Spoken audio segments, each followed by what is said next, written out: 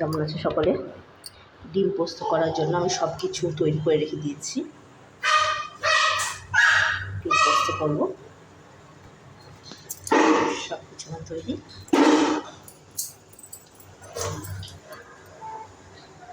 আজকে তোমাদের সাথে ডিম পোস্তের রেসিপি তোমাদের সাথে শেয়ার করছি।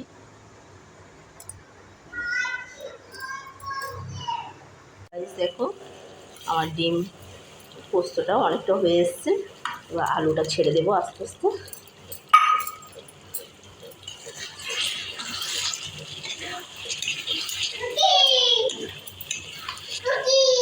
এদিক থেকে আমার বাচ্চাটা দুষ্টুমি করে যাচ্ছে, আমায় বলছে টুকি টুকি।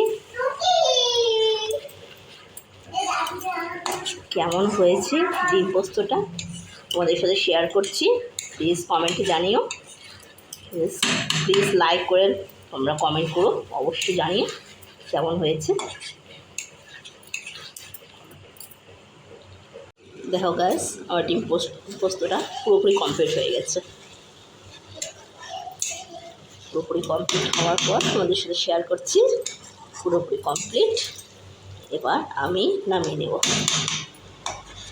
তোমরা দেখে বলো, সকলে জানিও কেমন হয়েছে, তোমাদের কেমন লেগেছে। আশা করি তোমাদের ভালো লাগবে। তোমাদের কমেন্ট অপেক্ষায় রইলাম।